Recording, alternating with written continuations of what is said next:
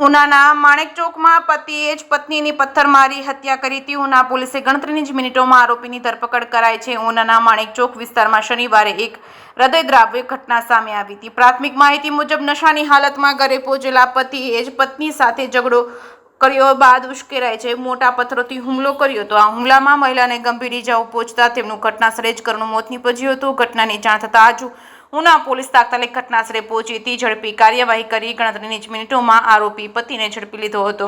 મૃતક મહિલાના મૃતદેહને પોસ્ટમોર્ટમ અર્થે જ ઉના સરકારી હોસ્પિટલ ખાતે ખસેડવામાં આવ્યો હતો. ઘટનાનું ચોક્કસ કારણ જાણવા તેમજ સમગ્ર મામલાની હકીકત બહાર લાવવા પોલીસે વધુ તપાસ હાથ ધરી હતી.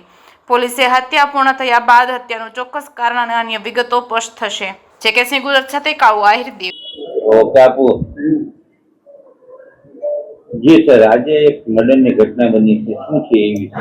આજે ઉના પોલીસ સ્ટેશનના માણેક ચોક વિસ્તારમાં આરોપી ખલીલભાઈ દાઉદભાઈ કાદિયાત નામના ઈસમે પોતાની પત્ની સાથે કોઈ અજ્ઞાત કારણોસર બોલાચાલી કરી અને પોતાના જ ઘરમાં પોતાની પત્નીને બેલાથી મોટા પથ્થરની સાઈડથી એના માથા પરના ભાગે ઈજા કરી અને મોત નિપજાયેલ છે. આ સંદર્ભે ઉના પોલીસ સ્ટેશનમાં આરોપીના પુત્ર વાહિદભાઈ ખલીલભાઈ કાદિયાતે ફરિયાદ આપી છે અને આ ફરિયાદની જાણ થતા ઉના પોલીસ તથા અન્ય પોલીસની ટીમોએ તાત્કાલિક આરોપીની ધરપકડ કરી છે. આરોપી હાલ પોલીસની કસ્ટડીમાં છે.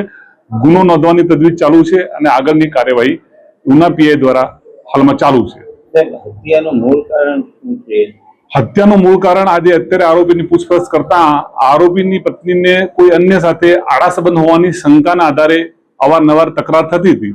તો આજે પણ આરોપી પોતાની રેકડી માંથી ભોજન માટે ઘરે ગયો ત્યારે આરોપીની પત્ની એકલી હોય આ બાબતે બંને વચ્ચે તકરાર થતા આરોપી ઉશ્કેરાઈને બેલાનો પથ્થર એના મોથાના ભાગે ઘા કરી અને મોત નિપજાયેલ છે. એવી વાત બજારમાં છે, માર્કેટમાં કે આરોપી નશાની હાલતમાં હતો, આરોપી નશા કરવાની ટેવ વાળો હતો અને નશાની હાલતમાં એને હત્યા કરી. હાલમાં આરોપી પોલીસ કસ્ટડીમાં છે. જો આરોપી નશામાં હશે તો એનું મેડિકલ ટેસ્ટ કરવામાં આવશે. આરોપીની પૂછપરછમાં કોઈ એવી વિગત આવશે તો તપાસના કેમ્પે આપ સર્વને જાણ કરવામાં આવશે.